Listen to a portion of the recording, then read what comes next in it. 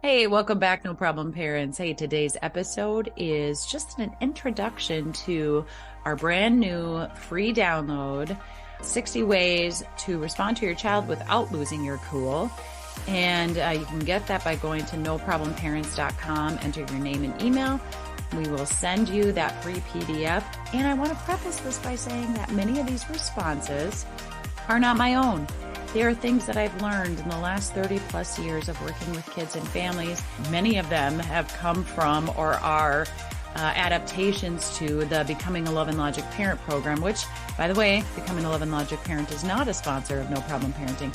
I sing their praises all the time and recommend them to many parents because their approach and their guidance and direction on how to stay out of the battle with your kids and raise respectful and responsible kids is absolutely amazing. And I learned so much from them starting back in 1995 when I became an instructor. So these 60 responses are things that you can say that are going to help you legitimately maintain a positive relationship with your child, regardless of their age or their behavioral challenges.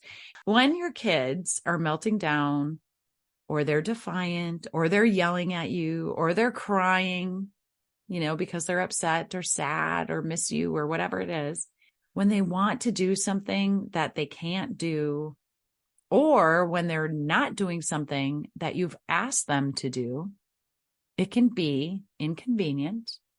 It can be embarrassing if you're in a store or, in public somewhere, church, and it can be exhausting. But does it really have to be? What if instead of dreading the defiance that our kids throw our way, what if we're prepared to respond to it instead? Just because our kids get upset or they react or melt down or roll their eyes at us or slam doors, it doesn't mean that we need to join them in that same upset. We don't need to be as emotional as they are. And so what I want you to think about is, instead of joining in the emotion, how about instead you kind of sit back and observe the behavior first? So this is a tricky skill to learn. It's really important for you to learn it before you respond to your kids. Now, in my hour-and-a-half training, Becoming a No Problem Parent, I teach you about the pause, putting your hand on your heart and your hand on your stomach. And I know, parents will be like, oh, that's silly. That's weird. All right, it's weird. And it works.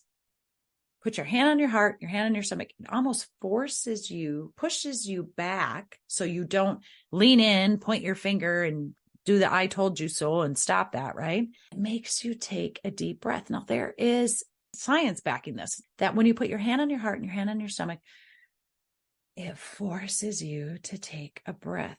It shifts your brain. It calms your amygdala from the warning, incoming danger. I need to react, protect myself. It calms that all down. That can be 6 seconds. That's it. I'm not asking you to count to 10. I'm not asking you to count backwards from 10. I'm just literally asking you to put your hand on your heart, hand on your stomach, push yourself back a little bit, take that deep breath, and you pause. The 60 responses don't always sound so pretty in the heat of the moment, because when we're stressed, when we're nervous, when we're worried, when we're frustrated, when we're dang ticked off, it doesn't always come out as calmly as we would like it to. But in time, with practice, you'll get so good at these that you will look forward to your kids' misbehavior. That sounds weird. It's not like I want you to egg it on. That's not what I mean. But you won't feel so drained with, oh gosh, what behavior am I going to have to deal with or tackle or handle when I get home today? You won't be feeling like that. Most days you'll be like, all right, I know my kid's going to have big behaviors tonight because it's been a long day. They had a field trip. They had an extracurricular activity. They had a test or an exam. Something big happened or something bad happened. It's going to be tough when I get home tonight and I'm ready to tackle it. The first one on the list is, I know you don't want to. Thanks for doing it anyway. So when your kid says, I don't want to and you can't make me. When you say, pick up your toys, clean up your dishes, get your shoes on, buckle your car seat, go do your homework, whatever. And Their response to that, I don't want to. You can't make me. You can say, I know you don't want to. Thanks for doing it anyway. And you pause. Now, of course, are they going to do it right away? Chances are no. But you're going to stop and observe the behavior and wait. Wait for them to respond. If they start throwing a fit, if they start shouting back, observe it. Pause and wait. Okay, this is one way. There are 59 more. So if you're thinking right now, that will never work for my kid, no problem. We got 59 more responses, and I can guarantee you one of those is going to work. So a kid says, no. You simply pause, say, what do I want you to do? Number 2, what do I want you to do? Well, I don't want to do that because I wanted to, and you said I could do this, and I wanted to treat, and you said, and they start going on and on and on, and you just pause, and you say, what did I ask you to do? What do I want you to do? And you just broken record repeat that. When you're saying these things to the kid, your expectation is they aren't going to do anything else they want to do until they've done what you've asked them to do. When they say no, and you say, what do I want you to do? And they say, well, I'm not doing it. Then you can say something like, I'd be happy to take you to soccer practice just as soon as you do what I asked you to do. And then you need to make sure that they've done the thing before you take them to soccer practice. Now, many parents will say, but the coach is relying on the kid to be there for soccer practice. And I have to take them because I have to take somebody else's kid because we're carpool. Parents will come up with all kinds of reasons why they won't follow through because it inconveniences you, or it makes you feel embarrassed, or it messes with your plans. And we often want the kid to do a certain event or activity more than the kid wants to. So we inject all these other reasons why we give in and we cave. The first response is, I know you don't want to, and thanks for doing it anyway. A second response you can say is, what do I want you to do? Or what did I ask you to do? Well, I don't want to, and I'm not going to. I know you don't want to. Thanks for doing it anyway. I'm still not doing it. You just broken record repeat. What do I want you to do? And the third one on the list, take your time. You can say to your kiddo, take your time. I'm happy to bring you to soccer practice. I'm happy to bring you to piano lessons. I'm happy to go to the park. I'm happy to take you to your friend's house when you have finished doing what I asked you to do. When you have finished, insert chore. When you have finished your homework, when you have whatever it is, I'm happy to. So you're saying no to something by saying yes to something else. I'm happy to have you play on your iPad just as soon as you picked up your toys, just as soon as you've cleaned up your room, just as soon as you put your shoes away, just as soon as you've done your dishes, whatever it is. Take your time. So then you wait. If they don't do it right away, you can't force them to. You can't make them do it, right? I mean, some kids you can make them do it because they're afraid of you. Is that the kind of parent you want to be? You want to raise kids that only do things because they're afraid of you? Really? What kind of relationship is that? So instead, you just wait it out and life goes on. We don't withhold food. We don't withhold nurture during those times. But what we do is we withhold anything extra special, right? Any kind of extra fun things. And we say, oh, happy to have you do that just as soon as you've done what I asked you to do. Number 4, kid gets super upset. They get super mad at you. They start to melt down. They start to cuss you out, whatever they do. You say, hey, it's okay. I get it. I get mad too. I'm mad right now. You can even tell them I'm mad right now. I'm frustrated that we're even battling over this right now. You can say, feel free to throw a fit and get it out of your system. So you're actually giving them permission to be upset about not wanting to do whatever it is you ask them to do. You know what, buddy? It's okay. I get it. I'd be mad too. I'm actually mad right now. I'm frustrated that we're even dealing with this. I wish you'd just do what I asked you to do right away so neither one of us would have to be mad. Feel free to throw a fit. Get it out of your system. Let me know when you're ready to do what I asked you to do. And again, I'm saying to do what I asked you to do, but that means let me know when you're ready to get your shoes on. Let me know when you're ready to clean your room, do the dishes, do your homework, whatever it is. Number 5, this is a fun one. When a child says, I don't want to, you can say, thanks for letting me know. Well, I'm not going to. I don't care. You can get mad. I don't care. I'm not going to. Thanks for letting me know. And then you pause and you just observe. And the kid's like, what are you doing? Why aren't you getting mad? And then you just keep her moving, as we say in the Midwest. And you start to do your dishes, or you continue to make dinner, or you read a book. The expectation is that nothing else happens for that child until they do what you ask them to do. Number 6, when the child says something like, I'm not gonna, and you can't make me, you can say, good job being honest, because that's true. I can't make them, right? So they're saying something true. And as many times as we can say to our kids that they're being honest, especially if you have a liar, if you have a kid that lies a lot and they make a statement that is a true statement, an honest statement, it's so super key to be able to say to them, good job being honest. You're diffusing a lot right then and there. And what you're doing, and I should say with all of these responses, is that you're helping your child become curious. When they're curious, they're in the front part of their brain, the logic part of their brain, right? And so they're wondering, why is mom or dad saying this to me? Why are you responding that way? This is different than what I'm used to. I am now curious about mom or dad, which shifts them from the back part of their brain to the front part of their brain. The back part is where fight, flight, and freeze happen. The front part is where logic happens. I teach you all of this in Becoming a No Problem Parent. Number 7, sometimes when you have a crier and you ask them to do something and they pour on the tears and they melt down, and then they start talking about their feelings and all the bad things that happened to them that day. And really, they're just wanting to tug on your heartstrings so that they can get you to give in and get out of doing their chore or whatever task or responsibility you ask them to do. And so one of the things you can say in that moment, which is not typically what you're wanting to say, right? You're not feeling a lot of love for a kid who is defying you. But one of the things you can do with a crier is you can say, bring it in. You put your arms around them, you bring them into a hug. Yep, bring it in. Sometimes we just need to cry about it and let it out. Now, parents will say, why would I do that? That feels like I'm giving in. No, but you're meeting their need. You're nurturing them. Yep. Sometimes we just need to get a hug, cry it out when they're calm, when you've soothed them. With the kids who are a little bit like cunning, right? You'll see them kind of look up at you out of the corner of their eye like, am I getting away with this? It's okay for them to do that. It's totally okay for them to do that. Doesn't mean you're giving in. You're meeting their need. You're comforting them. And then when that's all said and done, then you can say, now, what did I ask you to do? You might find in those moments, the tears come back on.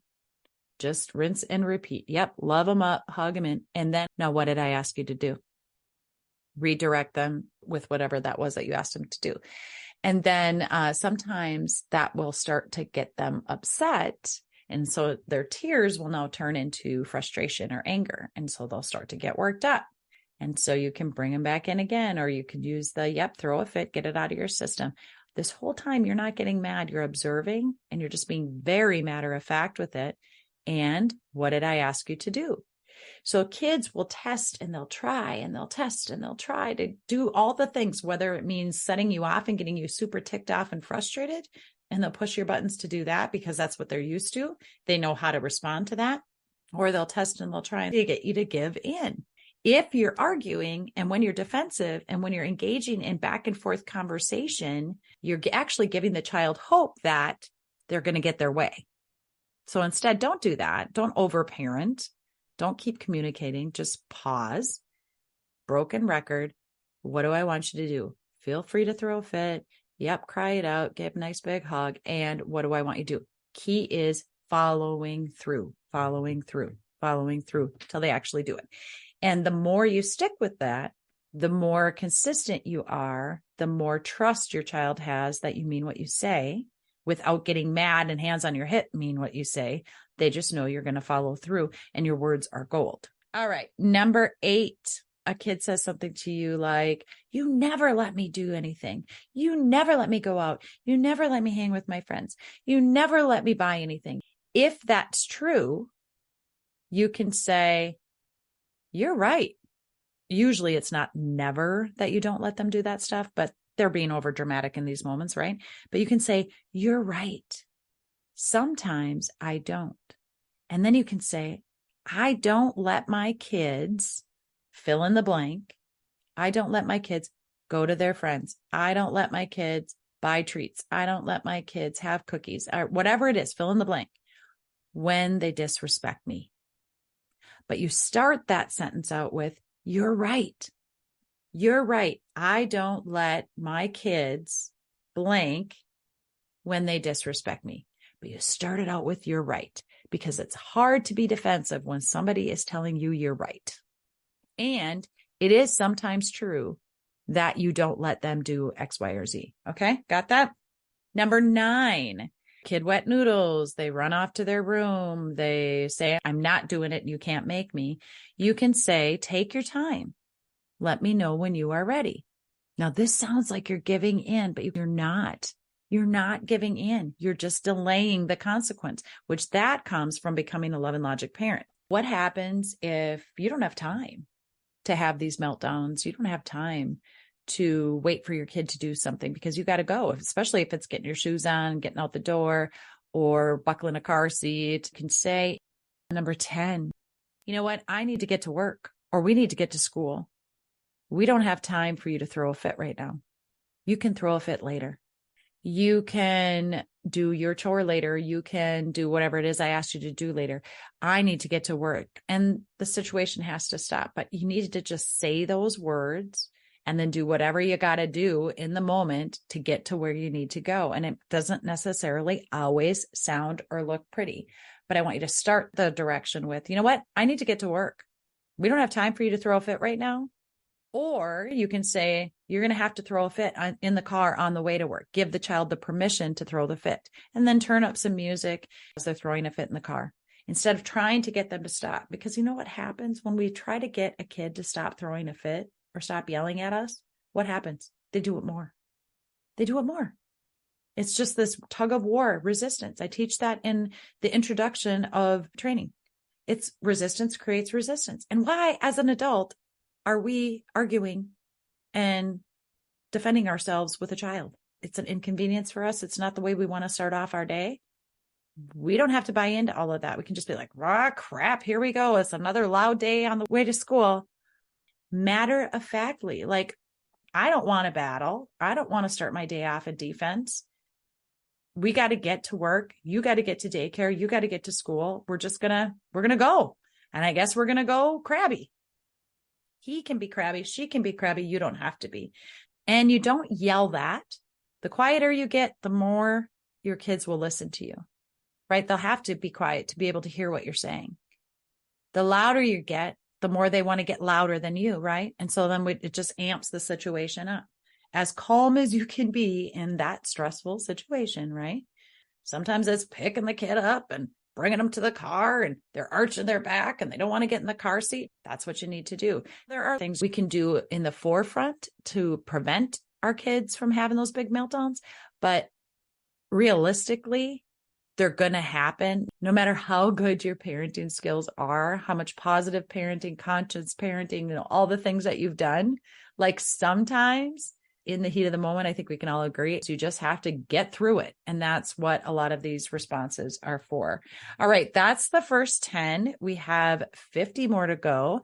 I'm going to share more next Thursday's episode.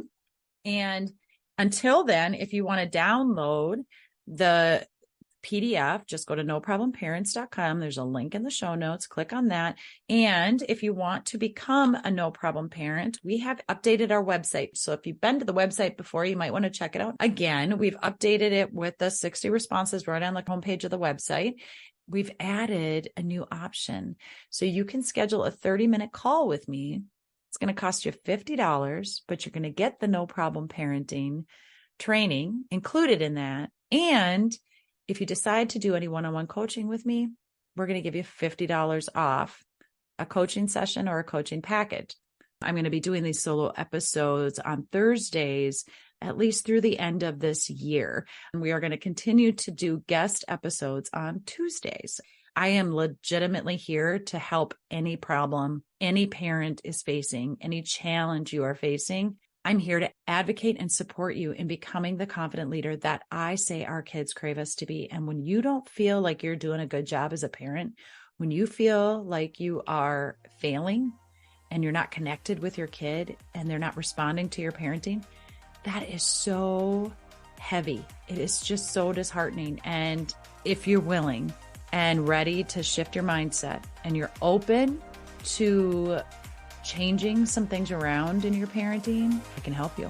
Reach out sooner rather than later to me or any parent coach. You guys, on my resource page of the website, I've got other coaching options for you. Go back and listen to other episodes that have titles that resonate with you. I truly am here.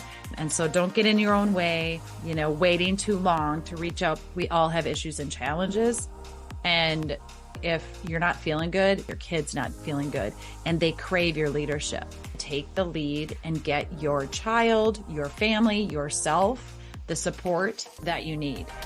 All right, there you have it, parents. Another resource that's accessible to you right from the comfort of your home. Hey guys, if you're enjoying this podcast, do me a quick favor and leave us a review of the show. And if you're feeling super generous, take a screenshot of this episode and share it on your social media with your friends and family. And be sure to tag and follow us at No Problem Parents. Doing so helps us help more families.